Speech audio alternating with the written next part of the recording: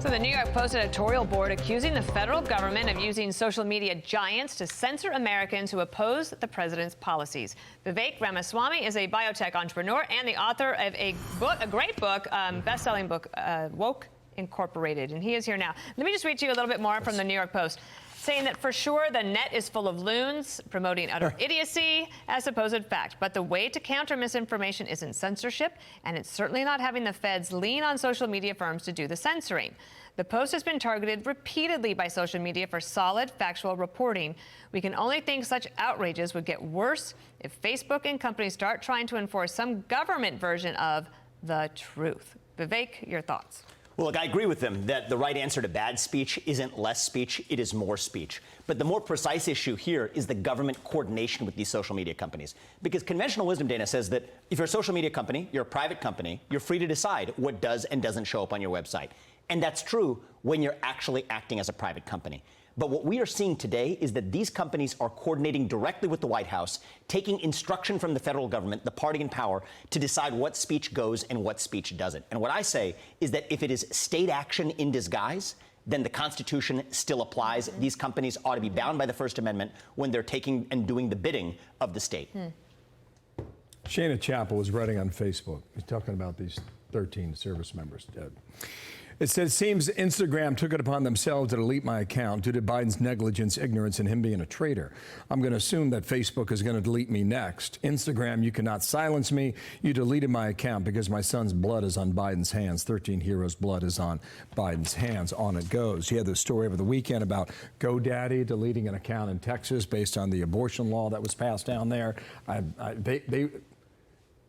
If they want, they have you where they've got you to either give you a thumbs up or a thumbs down in anything you write or say or post. Exactly. I mean, George Orwell is rolling in his grave. We live in a country where you're supposed to be able to criticize the people in power. That is what freedom means. And yet here's a woman whose son died on a humanitarian mission in Kabul and blames the president of the United States and is silenced by Instagram for doing it. But here's what George Orwell didn't imagine. He thought it would be government directly doing the censorship. And what neither our founding fathers nor George Orwell ever imagined was that they would be delegating their dirty work to private companies to do through the back door what the government cannot directly do. And is that what you get at then in Woke Incorporated, your book? That because basically you're saying that it's not the government doing it. It's government in coordination, or like, hey, could you check on this for me?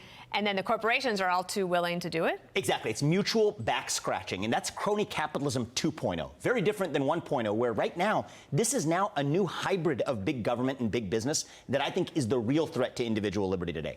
Back in 1980, it might have been big government alone. Today, it's not just big government. That's just half the story. It is this new hybrid of big government and big business that's far more powerful because each can do what the other cannot. And that's what we're seeing foremost in Silicon Valley. To her point, then, what she's suggesting, it's kind of a wink and a nod. Of course it is. It's more than a wink and a nod. You're not going to follow a paper trail here. It's just like, hey, man, we got you covered on this. Exactly. But they're responding to threats. So if you listen carefully, Democrats in Congress are saying, we're going to come after you and break you up unless you take down misinformation and hate speech, by the way, as we, the party in power, define it. But now it's not even just a wink and a nod. They're directly coordinating with the Surgeon General. They're directly coordinating with the White House. Jen Psaki is boasting about it in her press conference. It is actually interesting. I've heard from some of the social media companies, like when conservatives complain, they're like, okay, valid complaint, right? And they deleted that woman's account, the grieving mother. They said it was a mistake. What they say is that the calls from the left to try to punish their political opponents through social media companies is even stronger than the complaints that conservatives make about censorship. That's right. And every time they're pressed with a case that's so egregious, here a grieving mother of a veteran in the United States, a young kid who died in the line of duty, then they step back and say, oh, that was a mistake. Just like they said for Hunter Biden's laptop story, just like they said when they actually took down Ron Paul's account last year, which I thought was an offensive use of power as well. When it's too far in one direction, they say, oh, it was just a mistake. Note that all of the mistakes are on one side of the political spectrum. But the rest of the time, they're actually kowtowing to the left that ultimately says, we're going to break you up, we're going to regulate you, unless you take down the speech that we don't want to see. How do you see this unravel? How does this end? Yeah, so the way this ends is... How do we come out of this? It's really complicated. Some people say repeal Section 230. Well, guess what? That might have been a good idea 15, 20 years ago. Today, it's actually going to strengthen the behemoths. Yeah. Some people say antitrust law. I don't want the biggest companies in the world to be Chinese. I want them to be American. I think the right way out is reform Section 230 to say that you can't have it both ways. Either you get this special form of federal immunity and you're bound by the Constitution just like the federal government, or you get to be a private company, but you don't get this special form of federal immunity from the government. Those are the kinds of solutions that I advance in the book.